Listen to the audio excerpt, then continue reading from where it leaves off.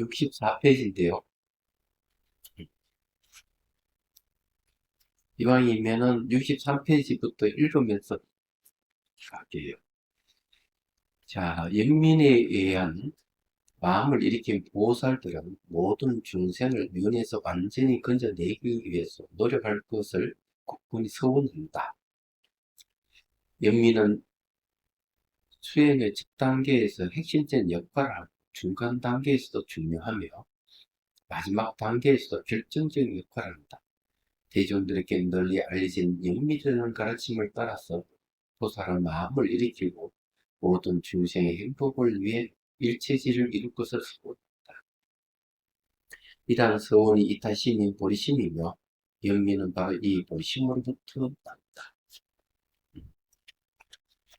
자, 그러고 나서 참나의 소견을 없앤 뒤 매우 힘들고 부단히 오랜 시간이 걸려야 완성할 수 있는 복덕과 지혜의 자량을 강구한다.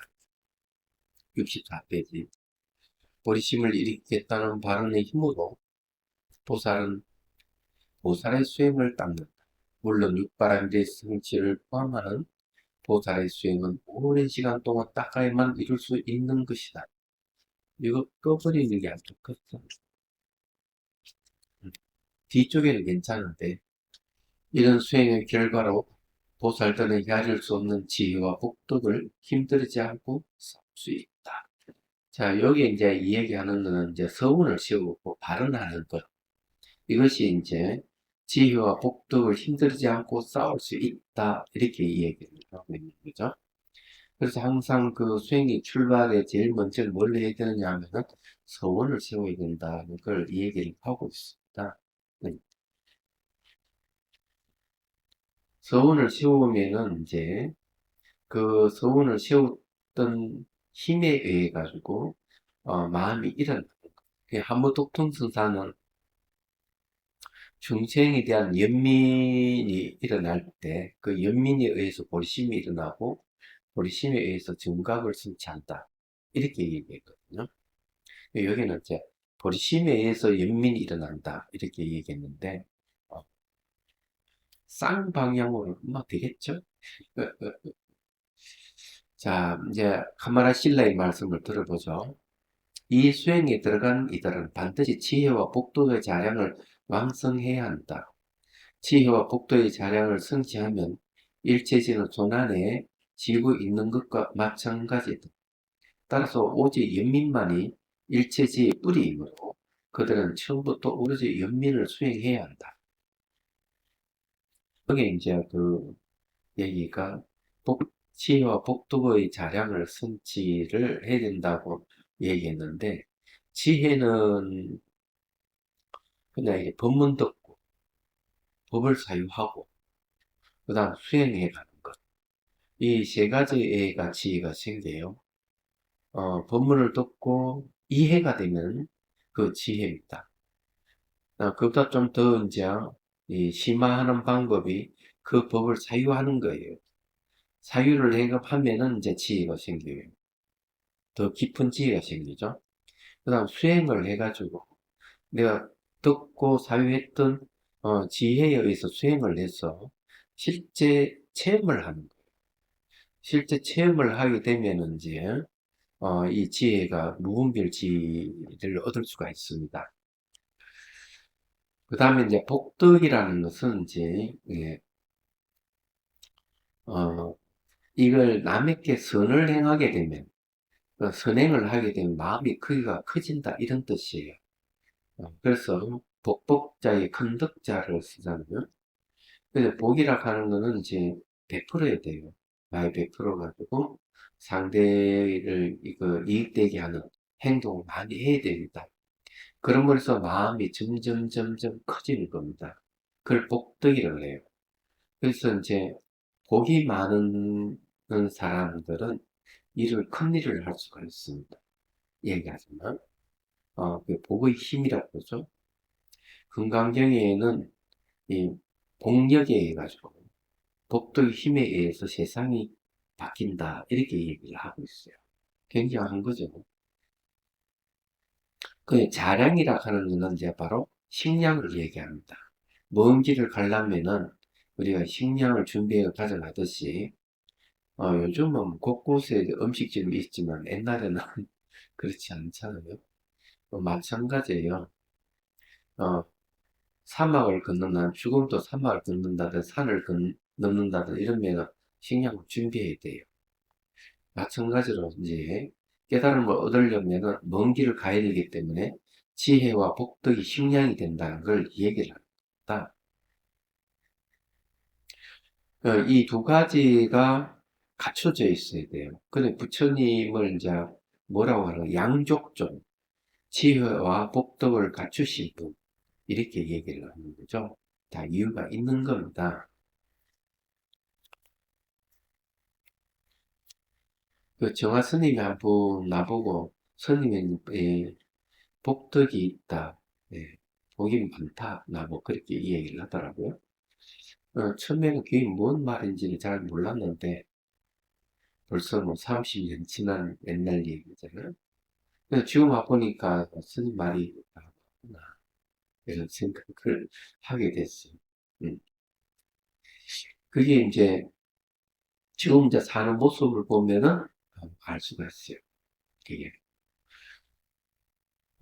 그다음에 그 두 가지를 이제 성취를 이제 하면 어, 바로 이 일제시대 도란이 지르고 있는 거 마찬가지다. 네요. 보통 복덕과 지혜에 대해서 옛날에 한 이야기 한 번 더 얘기를 할게요. 어느 스님이 깨달음을 얻으셨어. 깨달음을 얻은 거는 지혜가 있어서 깨달음을 얻어요. 그런데 법문터로 오는 분이 아무도 없는 거예요. 그때부터 이제 쌀알을 그냥 이렇게 새들에게 이제 주는 겁니다. 참새들 늘 이렇게 쪼아 먹고 이랬는데 거의 20년이 지나고 난 뒤에 사람들이 법문들을 보더라. 그건 이제 이 쌀알을 준 건데 그건 복덕을 짓는 행위. 그리고 참새들이 죽어서 사람으로 환생해서 왔다 이런 설도 있긴 있어. 네. 그렇지만 설사 그런 게 아니더라도 예, 복을 짓게 되면 마음의 크기가 달라지는 거예요. 마음의 크기가 달라지면은 이제 사람들이 그 사람들에게 이제 복이 있는 사람에게 옵니다. 그 왜 그러냐 이렇게 얘기를 하면 그 채부자 얘기를 들어보면 채부자는 경주인 채부자는 자기 땅을 밟고 있는 사람들이 굶주린 사람이 없어야 된다. 있어요. 그거는 이제 어, 그래서 이 가문 들고 뭐 이렇게 하면은 곡식을 내가지고 마을 사람들 널 내어주고 이렇게 했던 거예요. 그거는 선행이지만 마음이 크게 크잖아요. 예. 마음이 크기가 작은 사람은 감히 그렇게 못해요. 그러니까 이제 그 집에 손자가 길을 났으면 어, 마을 사람들 고개를 숙이면서 도련님 어디 가십니까 하고 인사를 한다는 거죠. 뭐 그 인사하는 게 그 애기에게 하는 게 아니라 채부자에게 하는 이야기하지만 그래서 이제 복덕하되 큰 덕자를 되게 옛날에는 얻을 덕자하고 같이 썼어요. 그 말은 뭔가 하면은 어, 이 덕이 있는 사람은 바로 이익을 주는 사람이다. 이렇게 인식돼요. 그러니까 내가 덕이 있다 그러면 남에게 이익을 주는 거예요. 그래서 저분은 덕이 있으신 분이다. 덕이 있다 하면 저분한테 가면 이익을 얻을 수가 있다. 이런 소리예요. 어, 그래서 이제 복덕의 덕을 얘기하면 이제 그런 얘기가 될 수가 있죠. 근데 마음이 크기가 커야 돼요. 대기업 총수가 사회를 위해서 그 기금을 많이 이렇게 내놓는다든지 하는 것도 바로 이제 마음이 크기가 크니까 가능하다. 이렇게 맞아요. 그 세계적인 그 기업, 예, 뭐 구글이라든지 뭐 또 어디더라? 마이크로소프트사라든지 거기에 오너들이 재산을 뭐 반 이상 내준다든지 뭐 이런 그러니까 어, 굉장히 아주 수조 원의 돈을 그냥 내서 사람들 사회에 환원한다는 건 대단한 일이에요. 제가 보기에. 자, 그 다음에 이제 여기에 연민만이 일체지의 뿌리다 그랬어요. 그러면 정각, 바른 깨달음의 뿌리는 연민이라는 거죠. 그래서 연민에서 버리심이 일어나고 버리심에서 정각을 이룬다 하는 말이 하무뚝퉁 스님 말씀이 맞는 거예요. 그럼 연민은 어디서 비롯되느냐면 중생의 고통을 경험함으로써 연민이 일어나요. 그래서 깨달음은 결국 중생의 고통에서 시작해서 깨달음이 일어난다 이런 이야기입니다. 다음에 또 하나 더 있어요. 그러면 부처님은 깨닫고 난 뒤에 그래서 끝났느냐? 그게 아니에요. 부처의 역할이 뭐냐면은 중생을 구제하는 겁니다. 그 연민심에 의해서 중생 구제가 이루어지는 거죠. 그래서 이제 부처님은 보리심을 일으킨다. 이렇게. 그 보리심을 왜 일으키느냐? 저절로 일어나는 보리심이에요. 부처님은 정각을 이룬 건 이뤘기 때문에 위험한 깨달음을 구하는 마음은 없지만은 중생을 구제하고자 하는 마음은 늘 일어난다는 거죠. 그래서 이 구절이 사실은 짤막하지만 이 불교의 요지가 이 안에 다 들어 있습니다. 자, 달라이 라마 스님의 해설을 보죠. 여기서 아사리 카마라 신라께서는 오직 연민만이 일체지의 뿌리이며 토대라고 말씀하신다. 오직이라는 말을 통해 연민이 일체지의 필수 불가결한 원인임을 강조하지는 그렇다고 해서 연민 이외의 원인과 조건들이 없다고 말씀하시는 것은 아니다. 카마라 신라께서 연민만이라고 말씀하시는 것은 그 또한 일체지는 연민 없이는 성취할 수 없으며 연민이 필수적인 원인이라는 것을 강조하는 것일 뿐이다. 만일 연민만으로 충분하다면 연민, 보리심, 그리고 방편을 수행해야 한다는 이전의 말씀과 모습이 될 것이다. 네. 그리고 여기 이제 연민만이 하는 거는 이제 바로 이제 정각을 성취할 수 있는 원인이라는 걸 이제 이야기를 하고 있는 겁니다.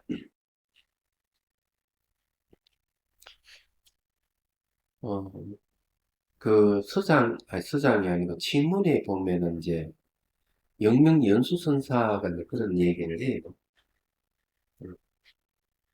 영명연수선사가 얘기하는 내용은 그런 얘기입니다. 깨달음이라 하는 건 하나의 법칙이다. 법칙. 그러니까, 이 중생에 대한 연민을, 가지는 것은, 이 이제 궁극적인 목적이 되는데, 깨달음이 궁극적인 목적이 아니고, 깨달음은 하나의 법칙이다. 이렇게 얘기를 하고 있습니다. 법만경에도 뭐라고 했노? 깨달음만을 추구하는 사람, 깨달음만을 구하는 사람은 깨달음의 씨앗을 신지 못한다. 하고 분명하게 얘기를 하고 있어요. 그래서 대승불교의 수행의 뿌리는 연민이 있다. 이렇게 얘기를 하는 겁니다. 지금 현재 수행하는 사람은 반성 많이 해야 돼요. 이 얘기는. 뭘 얘기하는? 깨달음을 구하기 위해서 수행 대부분. 그러다가 깨치 못 얻으면 그것이 이제 하나의 권력으로 바뀌고 얘기하죠. 그 일반의 이게 수많은 명상법도 보면은 전혀 연민을 뿌리로 하지 않습니다. 힐링되는 걸 목적으로 개인의 이익을 위해서 수행을 하는 거죠. 수행은 개인의 이익을 위해서 하는 게 아니에요. 그런 걸 이제 분명하게 우리가 알아야 돼요. 그래서 지금 명상한다 이렇게 하면은 명상의 목적이 없어요. 그냥 힐링이 목적이. 그래서 MBR사도 이제 그는 자비도 없고 해탈이 없다 비판받는 얘기 그런 얘기.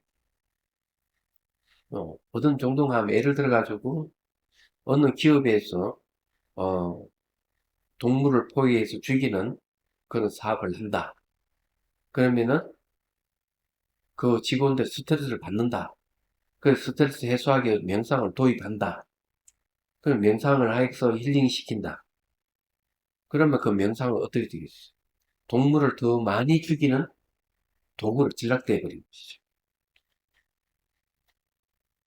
그래서 명상의 목적이 힐링이 되면 안 되는 이유가 그거예요.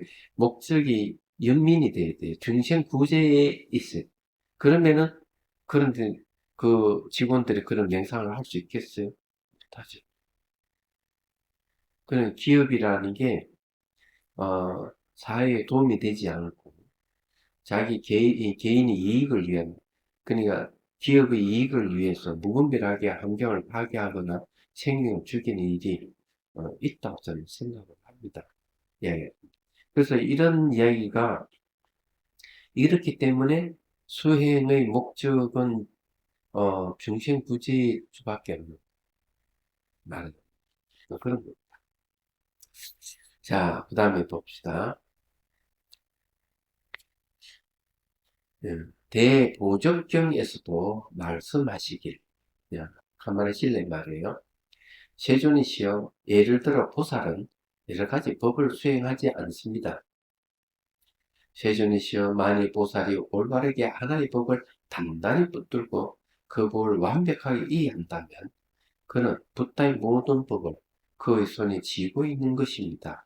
그 하나의 법이 무엇이냐고 묻는다면 그것은 큰 연민입니다. 라고 연민에 대한 이야기를 하는데, 초기경전에 보면은 이 신사파경이라고 하는 경이 있어요.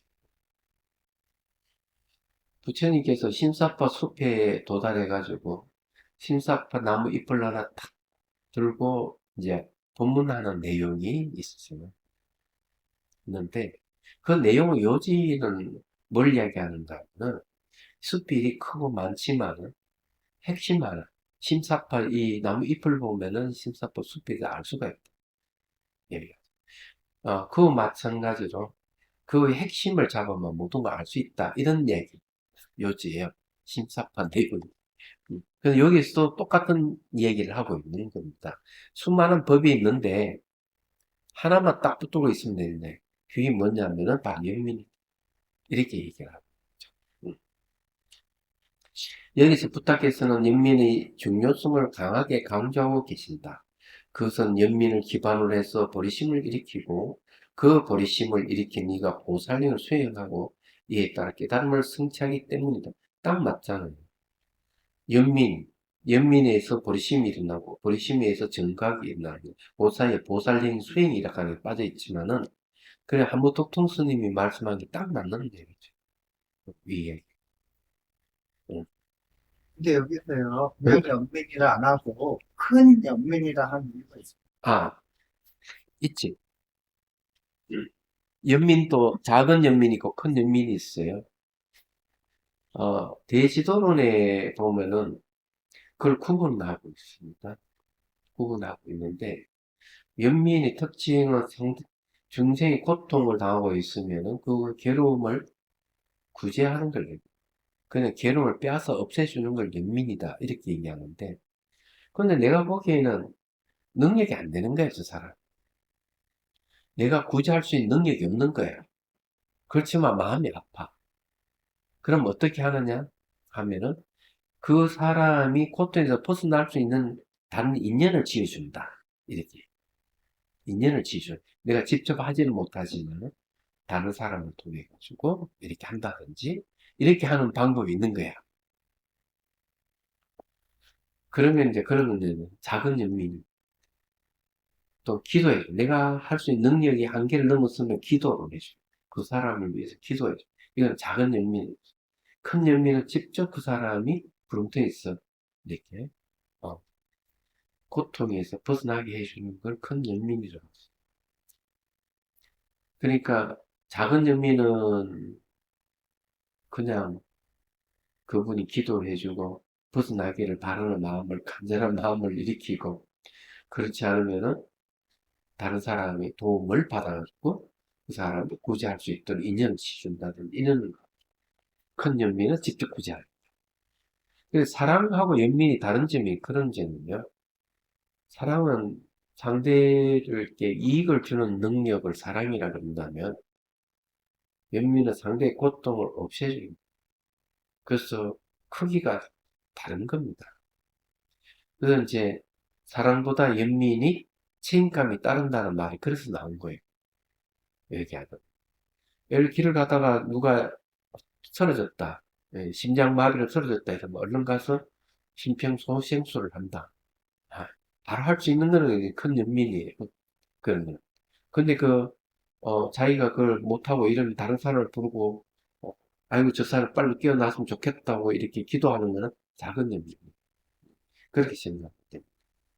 이 이론의 결론은 곧 연민 없이는 자기 자신보다 다른 중생들을 더 소중하게 여기는 가장 수순한 깨달음의 마음인 도리심을 성취할 수 없다는 것이다. 이타적인 마음가짐이 없다면 육바름일과 같은 대성보살행을 성취할 수가 없다. 그리고 이러한 과정을 따르지 않고서는 붓다의 모든 것을 아는 상태, 즉 일체시를 성취할 수도 없다. 이는 연민이 어째서 그렇게 중요한지를 말해 주는 것이다. 자, 66페이지 이제 가만히 신라의 말씀을 들어보죠. 부탁께서는 이미 모든 수승한 목적을 두루 성취하였음에도 큰 연민을 견고히 품고 계시기 때문에 중생의 세계가 끝날 때까지 행을 한다. 부탁께서는 성문들과는 달리 열반이라는 안식의 성이라는 세상의 안식에도 들어가지 않으신다. 중생들의 괴로움을 구워보시고 열반의 성이라는 인식을 불로 달고 새집인 것처럼 보시고 버리신다. 그러므로 붓다의 열반에 머물지 않는 경지의 원인은 반드시 큰 연민이다. 이게 바로 무주처 열반. 예, 머물지 않는데. 열반에 머물지 않는다. 이런 그게 무주처 열반. 그래서 이제 여기 안식의 성이라는 이런 말을 쓰는데 그래서 이런 이야기는 그 법화경에도 나옵니다. 법화경에도 이제 화성의 비유를 쓰죠. 그래서 이제 이 인도자들이 이제 상인들을 이끌고 법에 있는 곳을 인도하다가 너무 멀고 힘드니까 지쳐가지고 곧 쓰러질 것 같으니까 그 이제 인도자가 조금만 더 가면 된다. 그래 이제 큰 성이 이제 나오니까 그래서 전부 다 이제 휴식을 취하는 거예요. 휴식을 취하고 이제 피로 다 풀리고 이러니까 그 다음에 이야기는 여기가 궁극이 아니다. 조금 더 가야 법에 있는 곳에 도달할 수가 있다. 하고 다시 이제 끌고 가는 거죠. 그래서 이제 중간에 나타난 성을 화성의 성, 그 열반입니다. 근데 붓다의 목적은 예, 중생 구제에 있는 것이지 열반에 머무는 게 아니다. 이게 이제 다른 점. 그래서 이 법화경에서는 뭘 얘기하고 있는가 하면은 영각도 그 법화경에서는 이제 보면은 아라한들도 역시 보살의 길을 갈 수 있다고 가르칩니다. 그게 법화경이 가르치. 그래서 법화경은 수기경이라고 하는 이유가 그거예요. 수기를 주는 겁니다. 그러니까 비구 비구니 뿐만 아니라 성인이 아라한이 있는 이들께 다 수기를 주는 거예요. 부처가 될 수 있다는 수기를. 그래서 수기를 주는 거는 뭐 길을 가서는 일반의 궁극이 아니다는 걸 얘기합니다. 부처가 궁극일 수 있죠. 근데 부처가 궁극이지만은 부처가 되는 부처가 하는 일이 뭐냐면 중생 구제하는 일이기 때문에 궁극에는 결국 중생 구제 예 그렇게 이제 보시면 됩니다. 자 많은 논스가 이제 달라이 라마 스님 말씀 많은 논스가 연민을 찬탄한다. 연민의 중요성은 아무리 강조해도 지나치지 않다. 찬트라키리티는 저작 속에서 연민에 대해 많은 부분을 할애하면서 깨달음으로 가는 처음, 중간, 그리고 마지막 단계에 연민이 필수 불가결한 요소라고 말합니다. 시작 단계에서 보리심은 연민을 뿌리이자 기반을 하여 일어난다. 만일 보살이 궁극의 목표를 달성하려고 한다면 육바람 일등의 수행이 필수적이다. 마찬가지로 중간 단계에서도 연민은 중요하다. 심지어 깨달은 후에도 부다들에게 안락한 열반이란 지복의 상태에 안주하지 않으시도록 하는 것이 바로 연민이다. 연민은 부다들을 열반에만 머무르지 않고 자신의 목적을 성취했음을 뜻하는 법신을 현현하게 하고 다른 중생들의 소망을 성취를 나타내는 색신을 현현하게 한다. 연민의 힘으로 부처님께서는 홍계가 닿을 때까지 중생의 이익을 돌볼 수가 있는 것이다. 이것이 마지막 목적지에 도달한 다음이라 할지라도 여전히 보심이 중요하다는 것을 말해준다. 자, 여기 이제 중요한 거는 법신이라는 말을 쓰고 색신이라는 말을 쓰는데, 왜 하필 법신이라는 말을 쓰느냐, 해탈신이라는 말을 왜 안 쓰느냐 하는 거죠. 해탈신하고 법신하고 차이가 있어요. 요건 이제 구분. 여기 이제 해탈신은 되게 성문이나 영각이 없는 거죠. 그러니까 성문 영각의 최고 경지는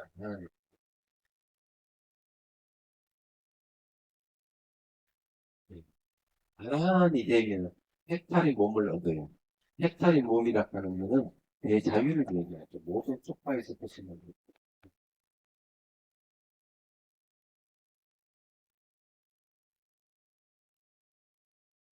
모든 속파에서 벗어나. 그래, 벗어난 몸을 갖게 돼. 얘기하죠. 그러면 부처님도 여기에, 예, 부처님도 역시 해탈신을 갖고 있어요. 법신은, 누가 안 갖고, 뭐, 보살이 없고, 부처님이 이거 없는 거. 부처님은 원만 보시, 예, 원만 법신. 보살은 무분만 청정이제 법신죠.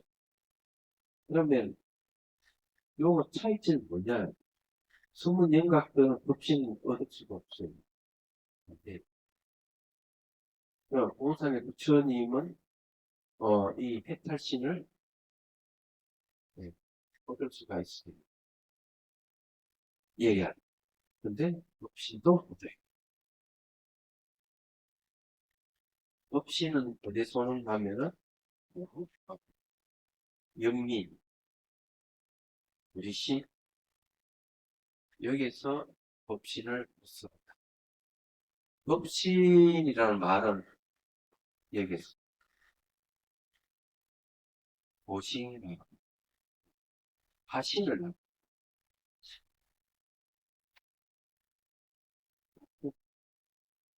그래서 여기 이제 이 하신이 이제 색신이 보신도 엄밀히 따지면 그 모습은 색신의 모습을 갖고 있어요. 그 모습, 보신. 그래서 여기는 해탈신은 그래서 끝판했어요. 근데 왜 보신을 나타내고 하신을 나타내느냐 하는 거는 바로 이 중심 문제인 거죠. 보신은 이 깨달은 이들을 완전한 깨달음에 이끌기 위해서. 그래서 보신이 필요합니다. 하신이라고 하는 거는 이제 바로 이 중심을 떼치지 못한, 깨닫지 못한 거죠. 이제 무지한 중생에서. 요거는 자, 깨달은 중생입니다. 중생인 중생인데, 깨달은 중생이지만, 깨닫지 못한 중생. 위에서 색신을 나타내서 깨달음이 이렇게 깨달음이 얼마냐면 열반의 예,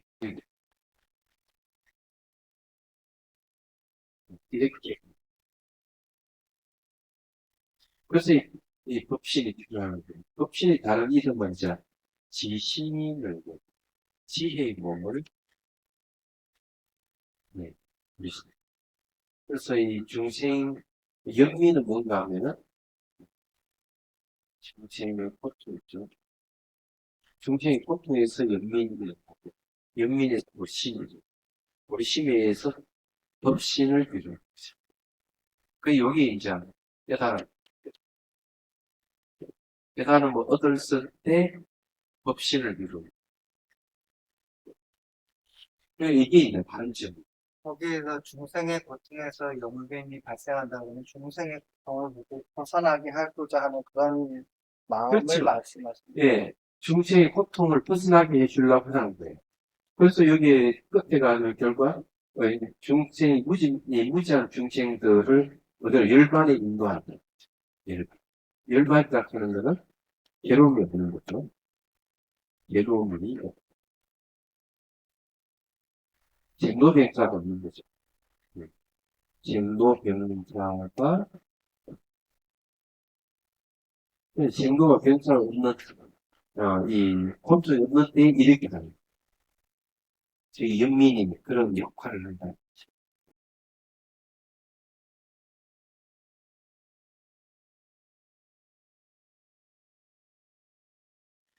그러니까 저렇게 하는 게 큰 연민이지. 그렇다면 해탈시는 큰 연민심은 없지만 작은 연민심을 아니, 자기 연민하고 관계없지. 해탈시는 연민심이 없다고 보시면 네. 해탈시는 그냥 열반에 얻는 걸 끝나는 거예요. 연민심 네, 없어. 우리심 연민이 있으면 저게 머물 수가 없는 거예요. 연민이 없기 때문에 열반에 머물러 있는 거예요. 연민이 있으면 열반에 머물 수가 없어요.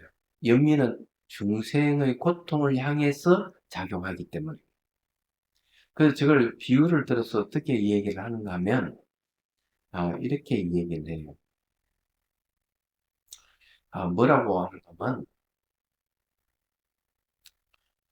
낮에 활동을 많이 하고, 잠이 들어서 새벽에 깨어난다. 이런 말이죠. 그럼 새벽에 왜 깨어나느냐? 낮에 활동을 많이 했기 때문에, 그 힘 때문에 잠으로 계속 이어지지 않고 깨어난다. 마찬가지로 연민심을 가지고 있으면 열반에 머물렀다가도 연민이 힘 때문에 저절로 마음이 일어나서 열반에서 벗어난다. 이렇게 얘기해요. 해탈시는 보리심은 어? 보리심 해탈시는 보리심 없어요. 지혜도 없어요. 네. 보리심이 없기 때문에, 그래서, 초기 불교부터 해가 부파불교에서는 보리심이라는 얘기가 없어요. 대성에 대한 얘기만 있어요. 그래서 저게 대성 불교는 초기 불교의 확장판이라고 하는 이유가 있는 거죠. 그래서 대성이 등장한 거는 이제, 이 사회의 혼란기 때문에 제가 알기로는 인도에 이제 전쟁이 일어나고 이러니까 기존의 불교로는 안 되는 거예요. 학자들이 얘기하는 거예요. 지금 막 전쟁이 나가지고 인민적 침해가 중리산이하면 그래 겨우 이제 안정을 찾았지만은 많은 사람이 피폐해져 있는 상황에서 야 내가 불교 수행하니 너무 좋더라 니 해봐라 이게 안 되는 거예요. 아주 그럼 저게 딱 십상이 지금 무슨 수행이냐 이렇게 반문할 거 아니에요. 그래서 육바라밀로 바뀌는 거죠. 그래서 베푸는 것부터 내가 어렵고 힘든 사람에게 그걸 베풀어주고 봉사하는 것이 그 수행이다. 이 보시 바랍니다. 다람쥐는 고통에서 벗어난다 이런 얘기예요. 그러니까 내가 100% 준물해서 나도 고통에서 벗어나고 상대도 고통에서 벗어나는 거예요. 이게 첫 번째 얘기하죠. 그래서 100%다 하는 얘기. 그래서 나온 거예요. 그래서 이제 활정도나 육바람밀이나 다 개정이 사막의 내용은 다르지 않아요. 그렇기 때문에 이제 이 수행이 달라지는 이유가 사회 변형하고 관련되고, 그 다음에 이제 다시 그걸 하는 거지. 불교를 재해석하는 거지. 기대성 불교에. 그럼 대성 불교는 어디서 출발하느냐 하는 게 있어요. 예, 대성 불교 출발점도 얘기를 해야 되겠어, 그죠? 뭐, 지, 별.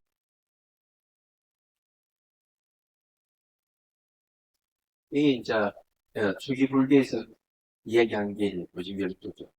요거는 이제, 수행으로 보면 이제 출발입니다.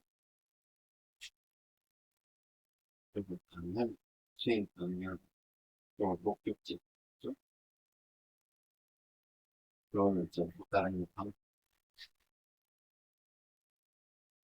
이렇게 돼 있어. 그거는 이제, 괴로움, 괴로움을, 이, 괴로움이, 소멸, 또 이제, 이게 이제 초기 불교에서부터 무파불교 얘기하는 거예요.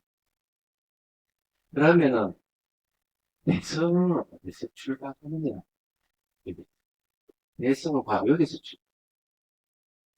그러니까, 이때까지 이렇게 멸이, 고통의 소멸이, 괴로움의 원인이다. 소멸한, 이게 이제 목적지를 했는데, 여기서 출발한,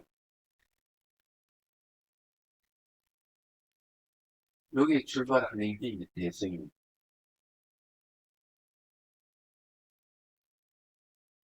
그러면 어떻게 여기서 출발이 되느냐?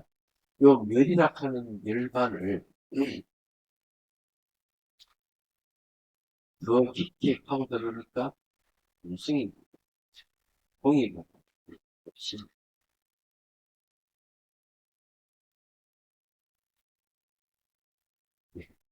이 공이 보리시고, 보리심이라 하는 거는 깨달은 마음, 깨 있는 마음이시고, 여기는 이제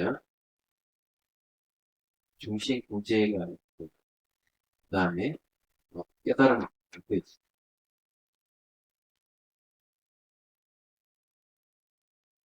깨달음을 구하는 거와 중심 구제가 바로 내용이 보리심이에요. 그래서 사홍서원이 보리심의 내용이 중심을 다 구제하겠습니다. 문제는 구제하겠습니다. 논문 다 배우겠습니다. 별도로 뜻이 이게 뭔가 하면 보리심이에요. 네. 그래서 이 보리심이 바로 공생의 출발. 공이라고 하는 거. 그래서 이 자비를 이야기할 때도 자비가 세 종류가 있어요. 그냥 처음 자비를, 관계를 얘기하면, 중생 불쌍해 하고 사랑과 연민심을 일으키는 게 있어. 이거는 낮은 단계.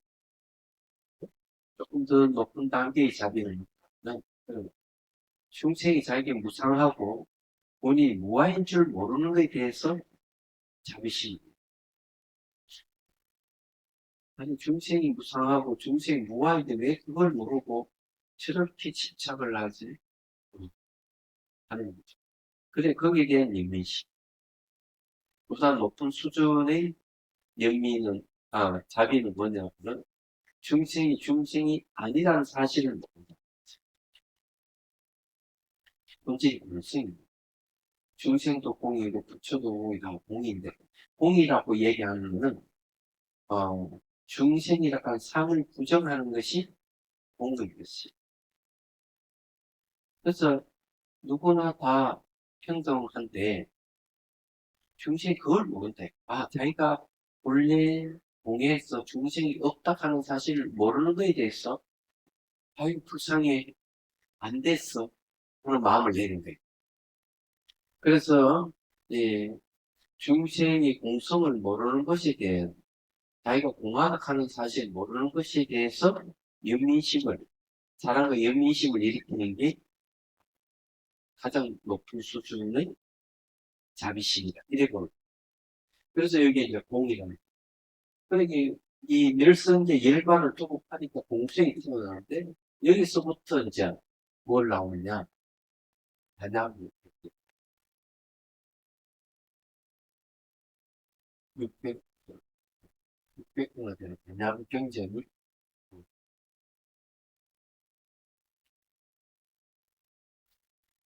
그래서 이제 예, 대성의 출발이 바로 이제 저기서 출발했다. 공성에서 출발했다.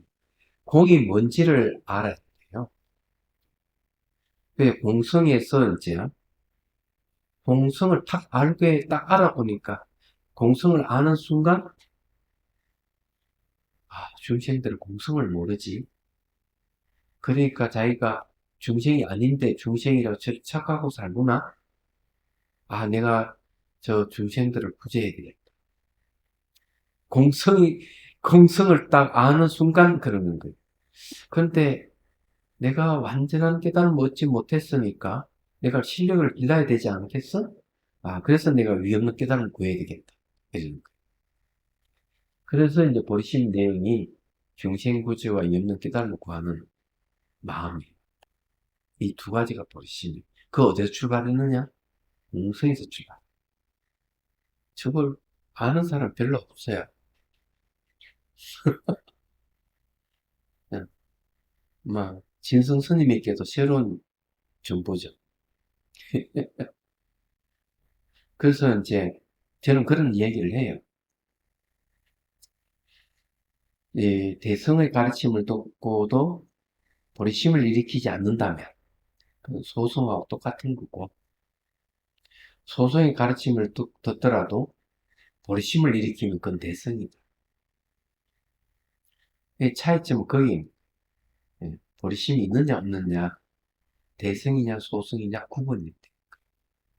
그 초기 불교하는 분들이라든지 부파 불교를 하는 분들이 왜 우리를 소성이라 하느냐 이렇게 불만을 토로하겠지만, 저렇게 보리심의 입장에서 봤을 때는 소성이라고 할 수밖에 없는 거예요. 연민심이 아니고 보리심. 예. 연민심. 저기 중생구제하고자 하는 마음이 연민심이잖아. 예. 그 다음에 저기 이어는 깨달음을 구하고자 하는 거는 지혜잖아. 근데 보리심 안에 다 들어있어요. 예. 그러니까 연민심에서 보리심이 일어나고, 중생의 고통에서 연민이 일어나고, 연민에서 보리심이 일어난다. 그렇게 생각해요. 그래서 저기 중생의 고통을 내가 깨닫는 공성의 입장에서 봤을 때는 중생이 저를 괴로워하는 것은 자기가 본래 중생이 아닌 줄 모른다는, 자기가 중생이 아니라는 사실을 모르기 때문에 자기는 고통받고 있다는 거지. 그래서 연민을 일으킨다. 이런 얘기예요. 그래서 여기 이제 이 얘기는 그런 얘기예요. 그래서 연민의 힘으로 부처님께서는 본계가 닿을 때까지 중생들이 이익을 도볼 수가 있는 것이다. 이것이 마지막 목적지에 도달한 다음이라 할지라도 여전히 보리심이 중자하다는 것을 말해준다. 이 말은 뭔가 깨닫고 난 뒤에, 붓다가 되고 난 뒤에도 붓다는 보리심을 일으킨다. 이런 이야기예요. 서성 카미라 신라께서 찬따라끼리 때 논설을 들어 말씀하시는 것은 수행의 단계, 중편의 정당성을 뒷받침하기 위해서이며, 또한 청중들이 쉽게 납득할 수 있도록 돕기 위해서이다. 일반적으로 불교 전통 속에서 철학적 견해는 경전적 권위에 의존하는 것만으로 증명할 수 없다. 사실 우리는 먼저 논리와 추론에 의지하여 믿음을 얻고 그 결과를 통해 불교 교리에 대해 확신하게 된다. 자, 이 논리와 추론에 의지한다 하는 건 뭘 얘기하는가 하면 경전을 재해석하는 거죠. 경전을 해석해내는 힘이에요. 그래, 경전의 권위가 참 존중받는 건 당연하지만은, 그래서 경전의 가르침만으로도 충분히 할 수 있을 것 같은데 그렇지 않다. 얘기하죠. 그래서 논서가 필요한 거예요. 그래, 경전이 주석서가 바로 논서거든요. 논장이에요. 거기서 여기서 말한들 하자면은 논리와 추론의 얘기하는 거. 이게 논리와 추론에 의지하여 믿음을 얻고 그 결과를 통해 불교 교리에 대해 확신하게 된다. 알의 대상들을 느끼는 지각 가능한 명백한 현상들, 일부분만 지각할 수 있는 현상, 그리고 전혀 지각할 수 없는 현상의 세 가지로 나눌 수 있다. 이건 아주 중요한 얘기예요. 지각 가능한 현상의 존재는 논리를 통해 할 필요가 없다. 그 현상을 직접 경험하면 터득할 수 있고 그 존재를 확인할 수 있기 때문이다. 일부분만 지각할 수 있는 현상은 직접 경험을 통해 확인할 수 없으므로 논리를 적용하여 확립해야 한다. 자, 일부분만 지각할 수 있는 현상들도 논리가 필요해요.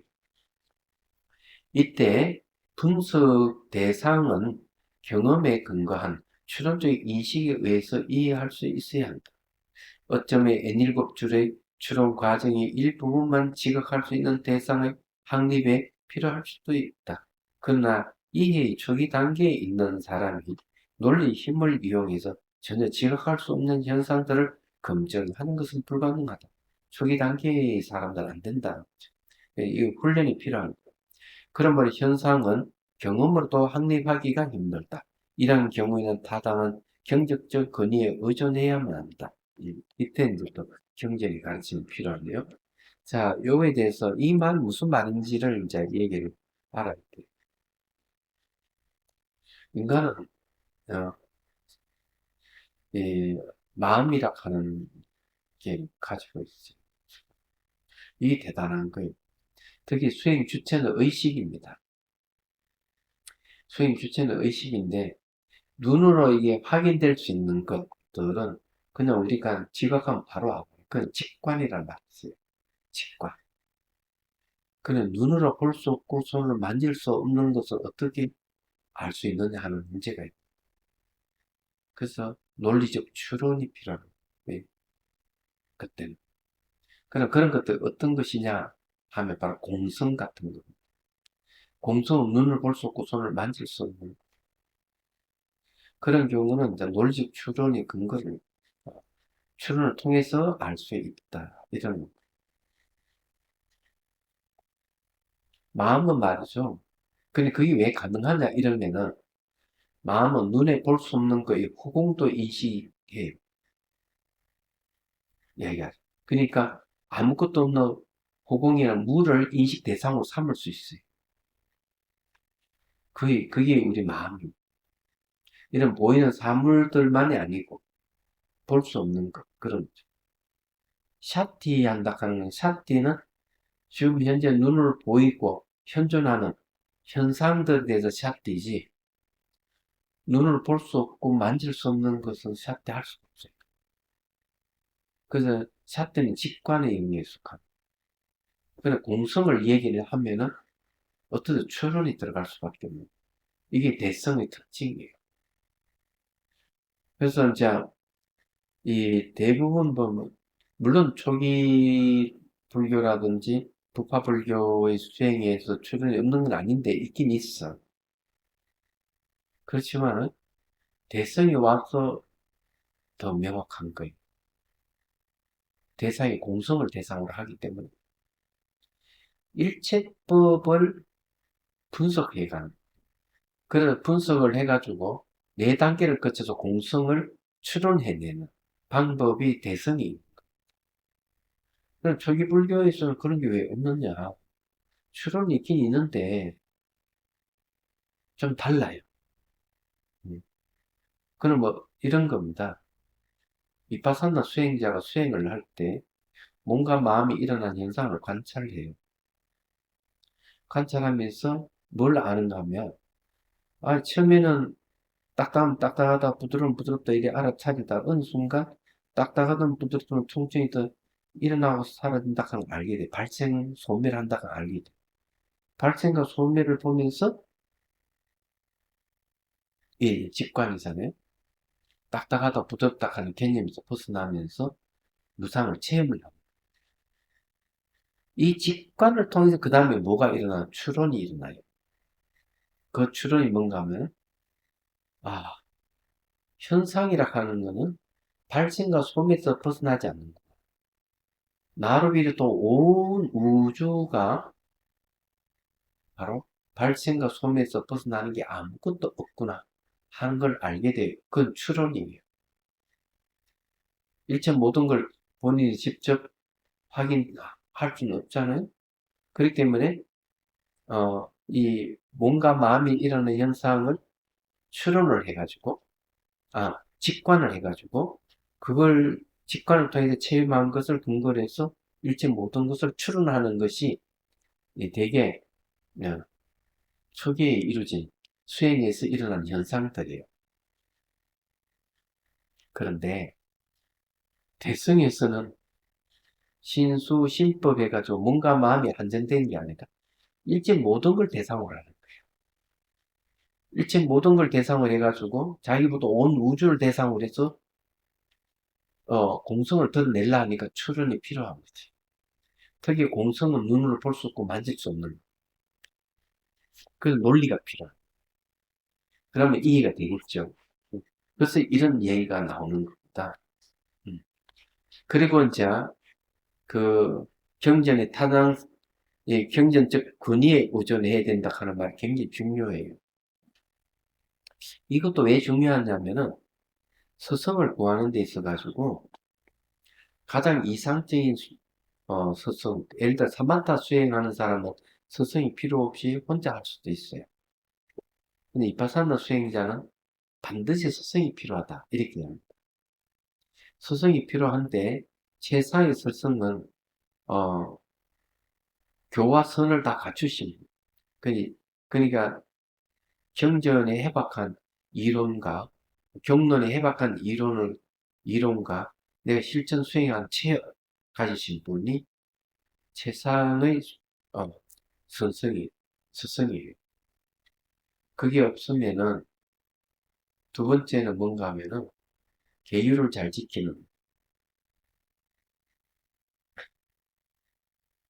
그 다음에 또 한 분은 수행은 없지만 교리에 아주 해박한 교학의 아, 그 해박한 이 지식을 가지고 있는 이런 분을 스승. 아니 나는 수행자고 교학하시는 분은 수행자가 아닌데 어떻게 스승을 보실 수 있냐. 하지만 주변에 그런 스승이 없다면 경론에 해박하신 분 그런 분을 스승을 모실 수밖에 없어요. 왜 이파사나 수행은 지혜에 관계되는 거니까 그거는 경론에 근거를 해야 돼. 그래서 그래요. 음. 그래서 이 교정이 필요하고 네. 자, 조금만 보고 끝내도록 할게요. 경전의 권위에 의존한다 하더라도 우선 경전의 신뢰 가능성 또는 권위를 확립해야 할 필요가 있다. 마찬가지로 가르침을 주는 교사의 타당성, 신뢰 가능성 역시 반드시 검증되어야 한다. 경쟁적 권위는 3단 논법에서도 반드시 그 타당성이 입증되어야 한다. 즉 명백한 현상들에 대한 가르침이 우리 직접적 이해와 모순되지 않아야 하고 일부분만 지각할 수 있는 현상은 추론적 인식에 위배되지 않아야 하며 전혀 지각할 수 없는 현상이 믿음에 기반한 논리적 인식에 모순되지 않아야 한다. 이러한 경력적 권위의 타당성을 다시 논리적 추론을 가지고 검토해야만 합니다. 그래서 이 대성에 와서는 굉장히 논리를 중요시 여겨요. 그 전통을 이은 게 티벳입니다.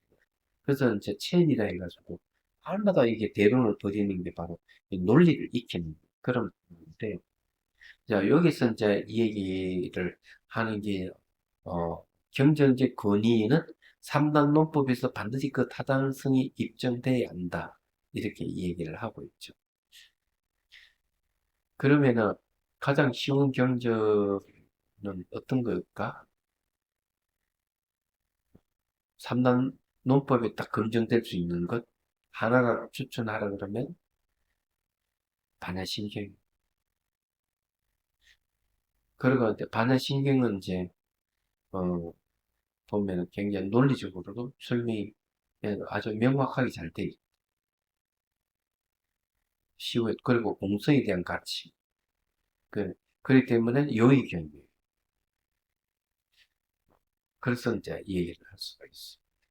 이 논리에 강의 되는 걸 저는 강의도 해봤는데, 그걸 인명이라고 해요.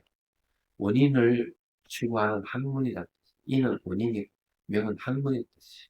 근데 인명을 이제 강의한 적이 있는데 굉장히 논리적이에요. 논리적이기 때문에 인명을 공부하면 굉장히 명확해지는 그런 소득을 얻을 수가 있어요. 저희 스승님의 스승님께서 그런 그 강당에서 강의할 수 있는 그 인명 교재를 만드신 적이 그것이 아직 남아 있어요. 근데 일제시대 때까지만 해도 그걸 가르쳤다는 겁니다. 굉장히 선구적인 거죠. 어때요? 예, 저희 스승님의 스승님이 누구냐? 어, 한영선입니다. 박한영선. 나머지는 다음에 하지. 질문 있으면 하세요. 시간 조금 남아 있으니까. 예? 많아요? 그 많이 하시죠. 괜찮아. 생각이 또 반야신경을 읽어보면 처음에는 이렇게 공에 대해서 모양이라든지 공이 뭐냐라는 설명을 하시다가 나중에 되면 이게 주술 끝나버리죠. 아, 돼야 되다. 저는 그게 좀 이해가 안 됐었거든요. 그 주술이 아니고요. 그것도 번역입니다. 네. 그 주문을 계속 외우는 것이 이제 깊이 반야의 깊이 아니, 그런 뜻이 아니에요. 그 아제, 바라승아제, 모지사바 그걸 얘기하는 거죠. 그죠? 그건 이제 산스크리트는 가테, 파라가, 상가테, 보디스바예요. 가테 하는 거는 가자. 예. 어디로? 저 운동을 걷는 거지. 첫 번째 가테라고 하는 거는, 자량도를 얘기해요. 자량도는 뭔가 하면은, 건너가는 데 있어서 지혜와 복덕이 필요하다. 가테, 두 번의 가테라고 하는 거는, 가행도, 네. 파라상가테 하죠. 그죠?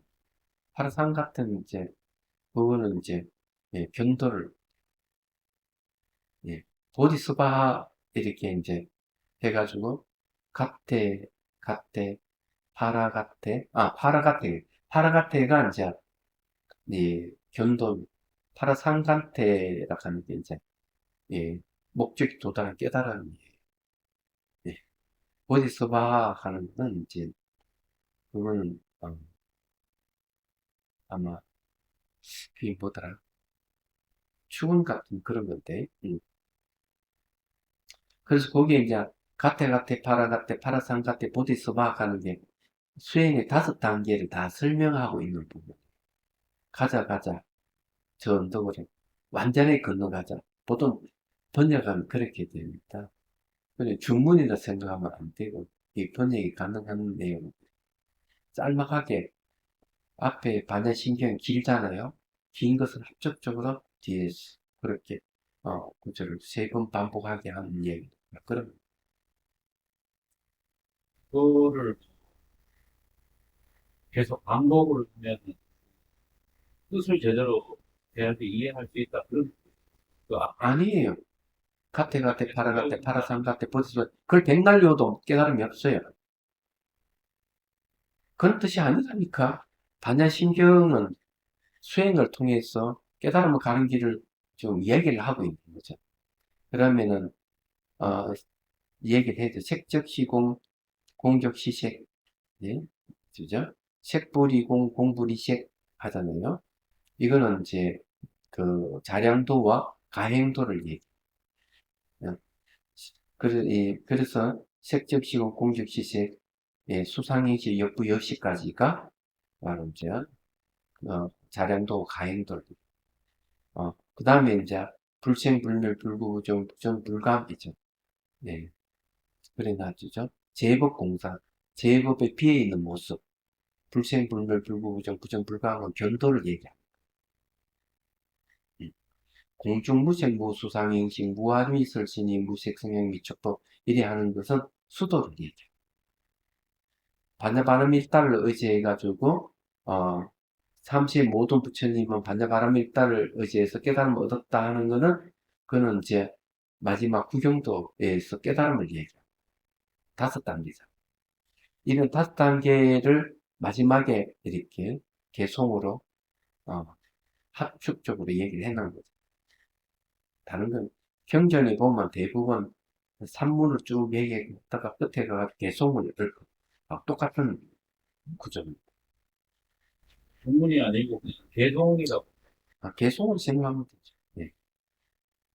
준문이라 하는 말은 그만큼 이게 중요하다는 의미에서 하는 거지. 계속 외우라 이런 저기 막 외우면 뭐가 신통 온다 그런 뜻이 아니에요. 뭐 착각을 하고 계시죠. 백날 해보다 무슨 소용이 있겠어요. 깨달으면 아무 직설조가 얘가 주문이다. 한문으로 번역이 되다 보니까 이게 그거가 저는 자꾸 읽는 게 반야 바람이를 수행하다 이렇게 돼요. 아니, 그리고 수행 맞죠. 주문 외우는 건 자주 외우면 좋잖아요. 그러면, 이게 수행이 이런 단계를 계속 가지고 있다 하는 걸 외우고 있으면 수행하는 데 도움이 되니까 잊어버리지 않게 위해서 그렇게 했겠죠. 불교를 이상하게, 저기, 미신으로 그냥 매도하시는, 그래서 그 단어가 그렇다 보니까 잘 모르시는 저도 옛날에 몰랐을 때는 그런 이미지를 받았었고요. 그런 오해의 소지를 많이 갖고 있어요. 무엇보다도 스님들이 그런 식으로 이야기를 하시는 하세요. 분들도 계세요.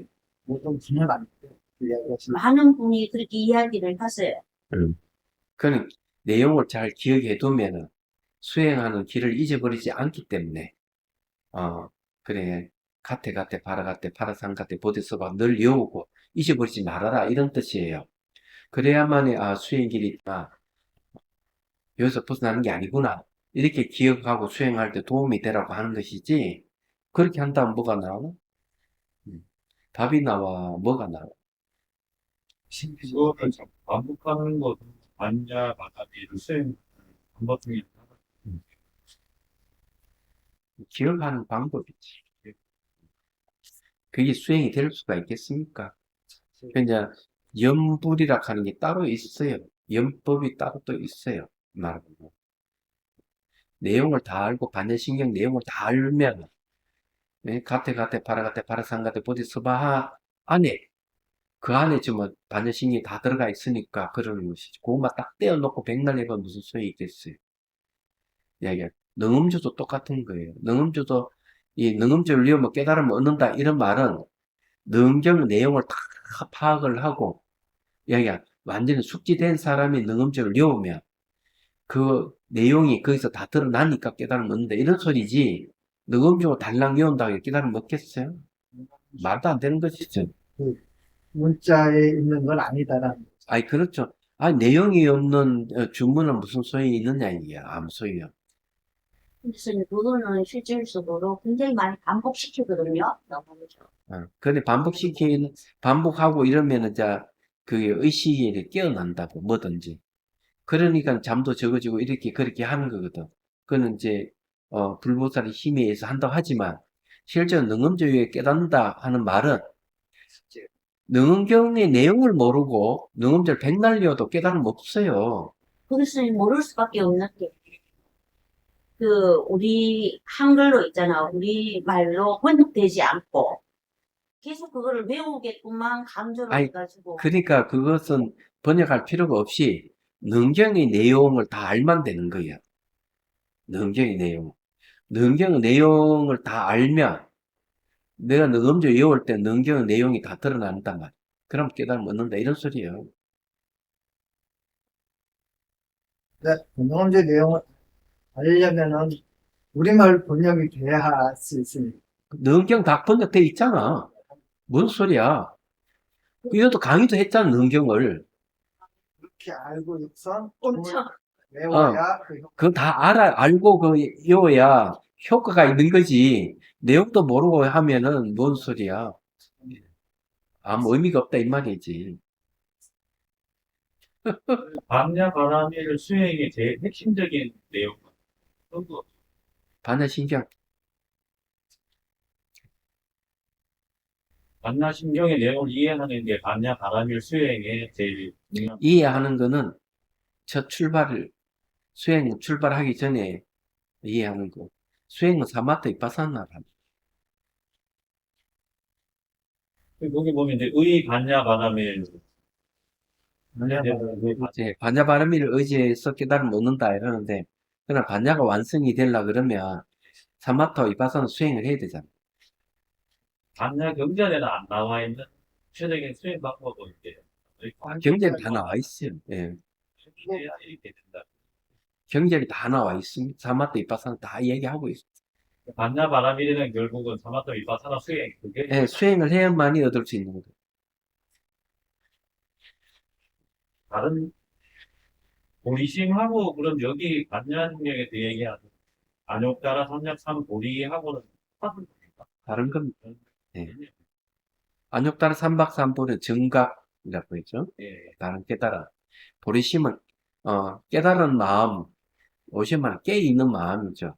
그러면 의식이 깨있는 사람은 어떤 행동 하겠어요? 남 도와주고, 내 깨달음을 구하려고 노력하고, 구두자, 이렇게 하는 게 깨있는 생활 아니에요? 그래서 보리심은 깨달은 마음이라 하는 거는 깨있는 마음, 이렇게 하면 더 이해가 쉬워집니다. 안욕따라 삼박삼 보리는 훨씬 더 안욕따라 삼박삼본에게 위 없는, 안욕이라 하는 말이 위 없는, 예. 삼막하는 다른, 이런 그런 뜻이 있는 거예요. 그냥 두루하게 아는 뭐 이런 평등히 아는 깨달음 이런 식으로 나와 있어요. 번역을 하면 정등정각이라고 그래요. 정등정각. 보리심이라는 말하고 다른 거예요. 자, 공유합시다. 호중에서 그러면 예. 보리심이 없다고 하는 호중에서 기다리가 예. 뭐라고 얘기했지? 그래서 거기도 정각이라 하죠. 하는데 거기는 열반이 궁극적인 목적이에요. 부처가 목적이야. 부처가 되는 게 목적이 아니에요. 얘기하잖아. 그래서 열반을 못 물어봐요. 부처가 되면 중생구제를까지 연결되는데, 아라는 열반을 못 물어. 거기서 끝나는 겁니다. 중생구제가 없어요. 그래서 작은 가르침이라는. 소승에서도 결국 안욕따라 삼박삼 보리를 얘기하지만 보리심이라는 얘기는 예, 안 한. 그러니까 시대의 산물이에요, 보리심은. 초기 불교의 재해석이고. 나머지는 다음 시간에 질문하시죠.